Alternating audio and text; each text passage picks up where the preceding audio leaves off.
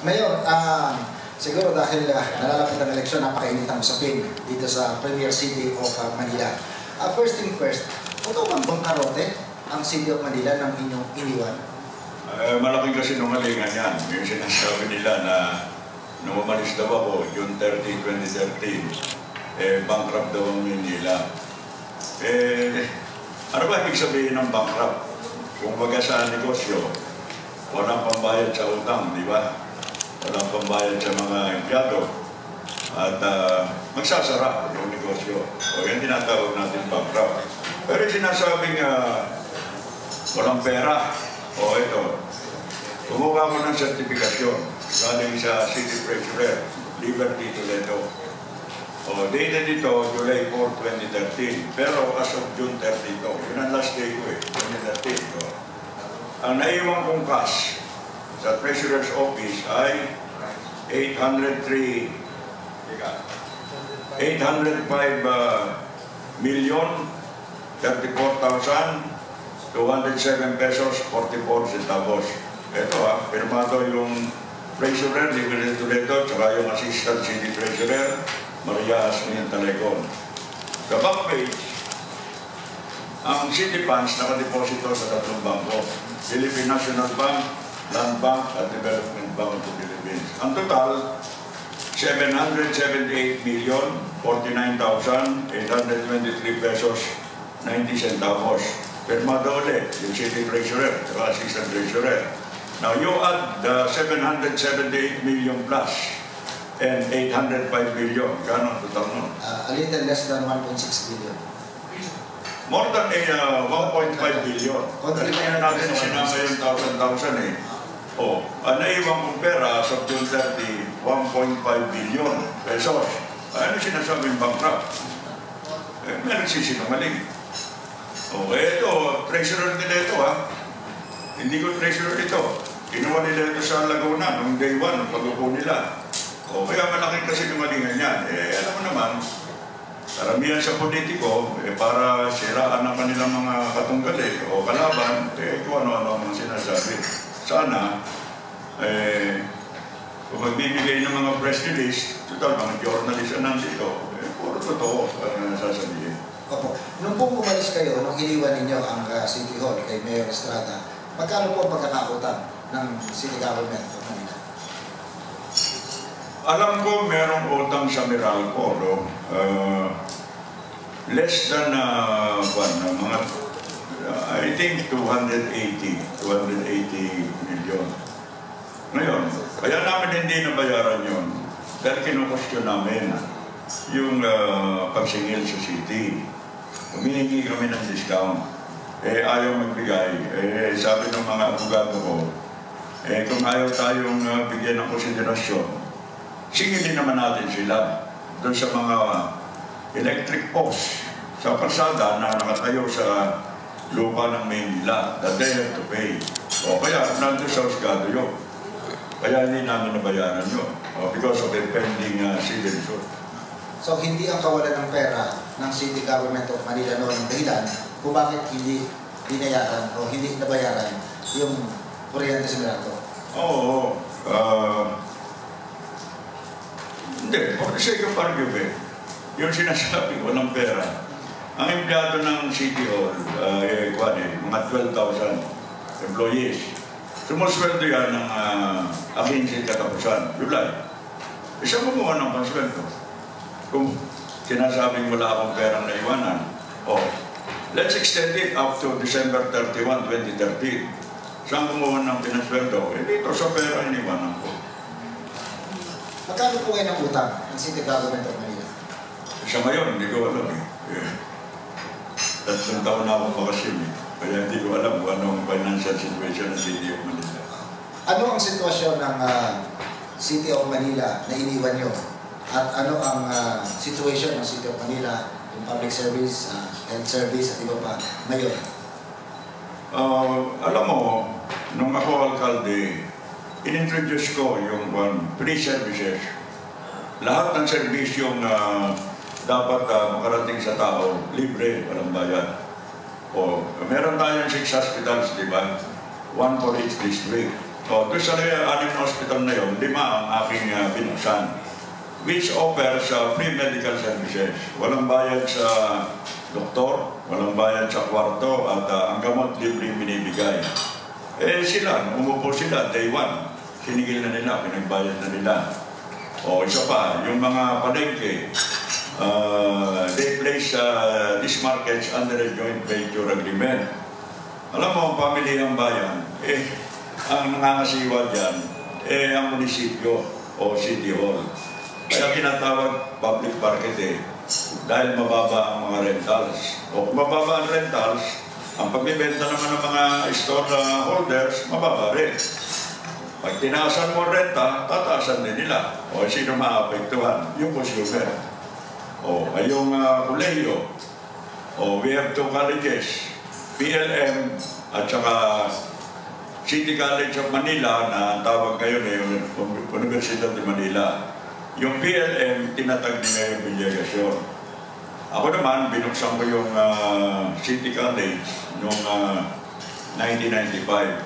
Sa PLM, ang mga nag-aaral, mga magagaling na estudyante, yung mga valedictorian, salutatorian, and honor graduates. Paano yung ordinary students na bukod not qualified sa PLM? Papayagan na lang ba natin na high school graduate? Alam mo, pag high school graduate ka at nag-apply ka sa malalaking kumpanya, may bibigay sa yung trabaho, either janitor or messenger. Sa gobyerno, baka street sweeper, magbawali sa karsada. High school graduate ka lang Ngayon, pag ikaw nakatapos sa kolehiyo, you have a degree, medyo mataas ang nabibigay sa yung pwesto. Kaya pinagpilitan ko nag-ipundar yung City College para sa average student. Dahil lahat tayo tatandaan, di ba? Sa pagtanda natin, sino susuporta sa atin? Mga anak natin. Yan ang ating tradisyon, yung custom kung ang anak mo, high school graduate lamang, gustuhin man niya na suportahan yung kanyang matandang magulang na retired na, di ba? Hindi niya kaya dahil may pamilya na rin siya. Kawawa naman yung mga magulang na tumanda na hindi na kaya maghanap buhay, hindi na pwede magtrabaho dahil because of age. Somebody has to take care of them. Kaya pinagpipilitan ko makatapos sa kolehiyo ang mga kabataan. Sa dami ng naging controversial na usapin, palengke na privatized, almost privately run ang mga government hospitals. Pag kayo po may naging mayor, nakikita namin nakabilang po ulit. Makukulong mo ba ulit? Itong kagabi ngayon? Mapabalik sa kulungan? I cannot comment on that. Hindi ko alam po yung nagawa niya. Pero nabanggit po yung palengke. I-joint venture daw yun siyempre, pag joint venture mo, tataasan ang upa, di ba? Kaya kinakailangan mabalik sa administration ng gobyerno. Meron naman tayong market administrator sa city. Sila namamahala sa pagpapatak sa palengke. Kaya ang bilihin dyan, mababa compared sa mga supermarket o sa mga mall. Dito, nagpapatronize sa mga pamilyang bayan, yung pangkaraniwan na pamilya. Kaya we have to assist them and protect them through low and reasonable prices. Pero nung panahon nyo, dumami yung mga plaza na may itinatampok ng mga bayani dito sa Manila. Obviously, yung mga nakalipas sa panahon, yung bayani, yung icon ng malayang mamamahayan, si Claridel, nawala doon sa kanyang lokasyon na angkop sa isang pambansang bayaning kagaya niya at inilagay lamang sa isang obscure corner ng malapit sa Manila Zoo. Ibang balik po ba yung aspeto na dapat ang Maynila ay sentro din ng kinatawan ng mga nakalipas o bahagi ng kasaysayan pag kayo naging nagkadori ng Manila? Siyempre, yung binabanggit mo yung si Marcelo Estelvilar, di ba? Nagpatayo tayo ng monumento dyan, doon sa Remedios Circle. para yung mga ibang journalist at ibang mga estudyante makita yung estatwa, yung monumento. O dito man sa Ross Boulevard, ang dami kong pinatayo mga bayani ng bayan na ang intensyon ko, pag nagpapasyal, kung Sabado, Linggo, Fiesta Oficial, yung pamilya, pag nakita ng mga bata, yung mga estatwa doon, siyempre tatanong sa magulang. No, ay sasabihin ng magulang, yan. Dito lang. Di ba meron tayong 3 heroes dito? O sino? President Cory Aquino. O si Ninoy, Senator Ninoy. Sa likuran si His Eminence, Jaime Cardinal Sin. Ako nagpatayo niyan. Gusto ko nga maalala at di makalimutan ng mga mamamayan yung mga sakripisyo na ginawa nito mga tao under the dictatorship regime na lumaban sila. Kaya tayo, we are enjoying now the freedom under a democratic form of government. Yan ang kailangan eh. Hindi pwedeng puro pangkaraniwan na gawain lang. Dapat sariwain natin, sa alang-alang natin, ang kabayanihan ng ating mga... Yung Bonifacio Shrine. Ako lang ang nagpagawa ng shrine for Bonifacio, baka hindi nyo alam. Nandun sa tabi ng City Hall to honor Bonifacio as the founder of the Katipunan at siyang nag-umpisa ng armed struggle against the Spanish colonization. Yung mga ganyan, dapat binibigyan natin ng halaga, ng importansya. Hindi yung basta kung ano lang maisipan natin, siyempre yung meron mga historical values. Kaya natin ini-emphasize yung ganyan mo naman. Sa journalist, baka hindi nyo alam. Ako nagpatayo ng monumento ni Max Olive. Sa Ross Boulevard, tapat ng aristocrat. Who is Max Olive? Hindi naman siya government official. But he was the exponent or a fighter for free speech. Di ba? Freedom of speech. Kaya ginawa ko yung estatwa ni Max Olive. Kumenta natin kasama sa media, you can raise your hands or raise your voice sa issue na dito po sa Manila.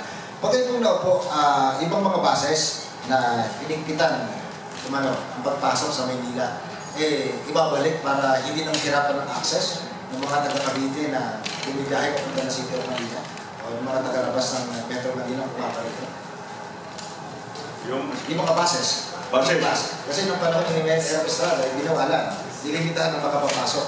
Mapapalik mo ba sila dito? Meron tayo existing ordinance dyan. Meron tinatawag na bus ban. May oras na makakapasok sila, pero hindi yung yung rush hour. Wala yung pasukan. 6 to 9 yata yun. 6 to 9, hindi sila pwede pumasok. Pero after that, pwede na. Yung intervening period. Tapos, magbabawalan sila from 4 o'clock to 7 p.m. Tapos libre na naman. Para nga, yung mga estudyante na mag-aaral o yung mga nagtatrabaho, madaling makakapasok sa kanilang opisina at madali rin makakauwi. At 24 hours, pwede naman silang pumasada. Siyempre, business yan eh. Pag may negosyo, you have to transport whatever merchandise you are selling. Kaya we have to give assistance to these people. Mali. Magandang umaga po, Mayor. Magandang umaga po. Sa itong pagbalik na dito para maging Mayor ng Manila, sa tingin niyo ba ay marami pa bang mga Manileño na naniniwala sa inyong leadership? Palagay ko marami dahil maraming kumakausap sa akin na tumakbo akong muli. Dahil lahat kasi ng mga libreng servisyo ginawa ko, pinagbabayad na. Sa 6 na ospital, sa kolehiyo. Sabi ko nga sa kanila, pag tayo, sinwerte makabalik, lahat ng mga free services, ibabalik ko. Walang bayad. Pero meron pang isang hindi ko nagagawa na kung suswertihin, magpapatayo tayo ng mga 20 to 30 story high-rise condominium. Pero rent to own. Ibig sabihin, pag nakapag-hulog ka na by installment, after 15 to 20 years, ibibigay na sa'yo yung unit na yun doon sa high-rise condominium with elevator. At bibigyan ka ng torrents title to prove your ownership. Pwede mo na isadla, pwede mo na rin ipamana sa mga anak mo. Ito yung, alam niyo naman, sa developed countries, sa Amerika, Canada, European countries, karamihan ang tinitira ng mga tao doon sa mga high-rise condominiums. Yung mga may house and lot, yun ang well-off. Kaya iniisip ko, marami tayong bakanting lupa sa City of Manila. Doon natin itatayo itong mga high-rise condominiums at rent to own. At mababa ang bayad buwan-buwan. Sa tingin niyo ba, nag-survey na ho ba kayo sarili niyo? Kahit minsan, hindi ako nagpapasurvey. From the time I entered politics, way back 1992. Sa akin, ang iniisip ko lang, kung nagugustuhan ng tao, yung mga pamamalakad ko, kung bibigay nila yung tiwala nila sa akin at iboboto ko, maraming salamat. Yung hindi naman naniniwala sa mga, hindi nagugustuhan yung ginagawa ko, salamat din. Ang ganyan ang demokrasya. May magkakagusto sa'yo, pero namang ayaw sa mga pamamalakad mo. Mayor, isang sinasabi ko ng mga kalaban nyo, yung edad nyo. 88 na yata kayo? Mayor, tama ko ba yun? 86. 86. Bawasan natin na dalawa sa bandaya. Kasi Erap 76 yata rin. O 10 taon yata. I'm sorry, 79? 79 daw. Sabi nung... Ngayon si Bhagat Singh at si Abato 68 yata. 68 lang daw. Anyway, sa tingin, of course, di naman ako naniniwala sa inyo Mayor. Sa edad yung 86 kayo pa matipong lupa katawan. No? Ano pa ang sekreto niyo, Mayor? Hindi ako nag-iisip na masama sa kapwa I don't think evil of other persons. Iniisip ko lang kung paano makakatulong sa mga kababayan natin at kung ano magagawa natin kabutihan para sa lungsod. Pero alam nyo, to be specific, ang pinakakalat nila kasi, hindi na daw ako makatayo, hindi na daw ako makalakad, at bedridden daw ako. Kasi naman siguro, pwedeng humusga kung ano ba, hindi ko ba kayang lumakad? Kung yun ang sinasabi nila, hindi, sport lang. Ano ang gusto nilang sport activity? Jogging, lakaran, kahit anong athletic activity gusto nila, sige. Magpaligsahan kami kung sino ang tatagal. Hindi naman ako kagaya ni Pacquiao na mananakaw sila. Pero tatagal siguro ako ng 10 rounds. Sa tingin niyo po, yung plano niyo itatayo yung high-rise condominium, 20 to 30 story with elevator. Parang mga bliss dati ni Mrs. Marcos. Ano? Bliss. Bliss housing. Bliss housing tinira ni Mrs. Marcos. Hindi, yung kay President Marcos, 5 story lang yun. Yung sa akin, 20 to 30 story with elevator. Sige po. Yung every unit, merong kwarto, may sala, may dining room, may kitchen, may comfort room. Kompleto. Pero after 20 years, we will issue a torrents title to prove ownership. Sa inyo na yun. Pwede na rin yung isanda, pwede nyo ibenta, pwede rin ipamana sa mga anak ninyo. Yun ang aking gagawin kung sakaling makakabalik tayo. Right. Hindi po ako pala, walang nagsusulsul sa akin para tanungin kita. Ganito po yun. Kung ako po magpa-flying boater dito sa Manila para ibuto kita. Dahil gusto kita ibuto for mayor Pakukulong kita. Yun nga po Violating Yan nga po Yan nga po ang tanong ko sa iyo. Pag tsak, makukulong ako dahil illegal po yun. Pero ibubuto kita Dadalawin niyo po ba ako sa kulungan? Ayun, pero ipakulong ka muna bago kita dalawin. Magkaibigan tayo. Siyempre, dadalawin kita. Teka. I'll give you an example. Si Ramon Tulfo. Di ba, journalist yan? Kaibigan natin. Hindi ba nanditinihan sa Zambales? From Manila to Zambales. Ako pumunta, ako lang bumisita sa kanya ikaw pa. Ikaw sa Tagaytay ka nakatira, lapit to. Hindi, si Ramon Tulfo, siya dumadalaw sa akin sa kulungan. Sino? Si Ramon.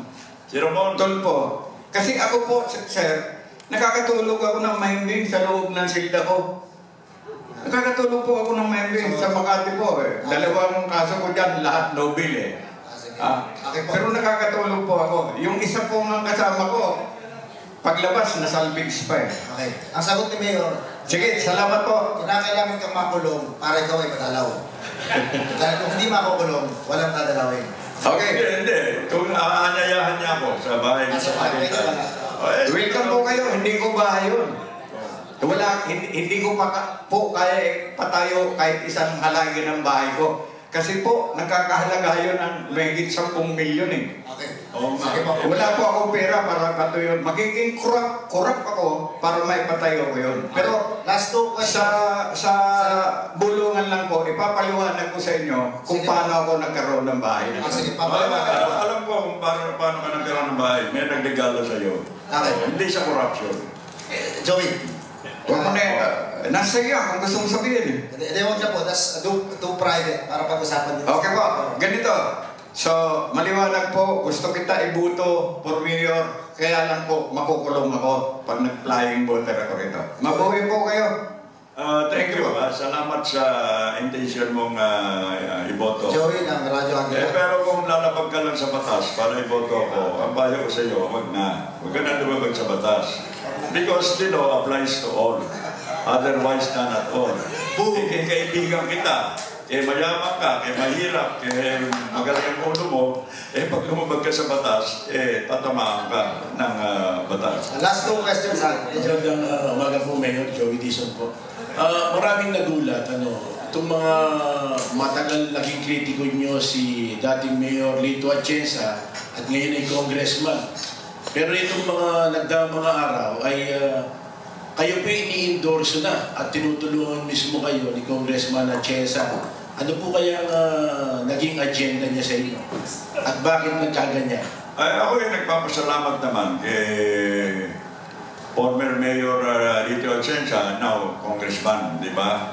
Na I think about 2 weeks ago, sabi niya, yun daw anak niya, si Ali, tumatakbong Vice Mayor. Meron yata silang hindi pagkakaintindihan nung mayoralty candidate.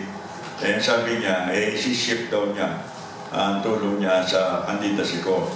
Kaya ako naman nagpapasalamat. Pero officially, ang ka-teammate ko si Congressman Asilo from Tondo, 1st District. Kandidato kong Vice Mayor. Pero yung si Congressman Tricia Bonoan ng 4th District, kumakandidato rin para Vice Mayor. Sabi niya sa akin, susuportahan din daw niya ako. Kaya ito sa tatlong Vice Mayoralty candidates, Ali Atienza, Patricia Bonoan, at saka si Asilo, tatlo itong Vice Mayoralty candidates na sumusuporta sa aking kandidatura. Kaya ako naman nagpapasalamat sa kanila. May the best man or the best woman wins. Kaya nga, bahala na ang mamamayan kung sino ang gusto nilang piliin. Pareho naman may mga katangian yan. Pareho may kagaligan. Last question. Edward. Nagagalak po ako dun sa binanggit yung magpapatayo po kayo ng 30 or 20 story. 20 to 30 story.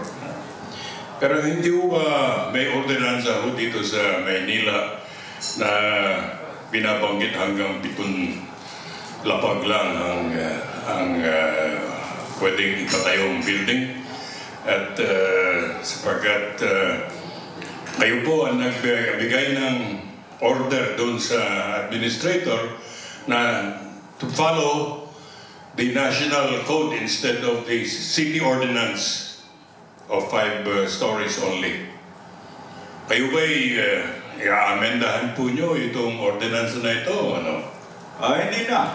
Kasi merong existing national law, yung National Building Code, na nakasaad doon ang maximum story na pwedeng gawin sa Maynila ay 60 story. Kung gusto mong mas mataas pa, beyond 60, kukuha ka ng exemption sa Department of Public Works. Yung ginawa kong permiso for 46 stories lang yun eh. Way below the 60 story as mandated by the National Building Code. If there is a contrast between the provisions of an ordinance and the national law prevails over the specific ordinance. Kaya, pwede tayo magpatayo ng 30 story.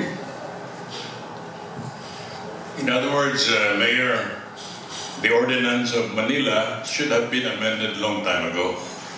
That's right, but no need to amend it because of the existing National Building Code. Kasi mamimili ka lang eh. Alin ang pipiliin mo? All in accordance with law.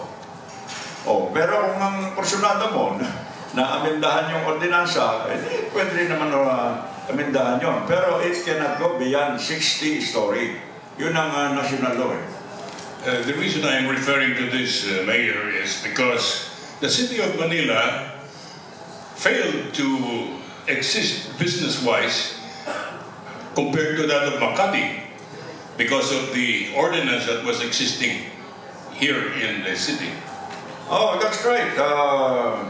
Ayan nga, kaya nalagpasan ng Makati ang Manila because of the Ayala group of companies na nagtayo ng mga high-rise condo and through the able leadership of then Mayor Jojo Binay, now Vice President.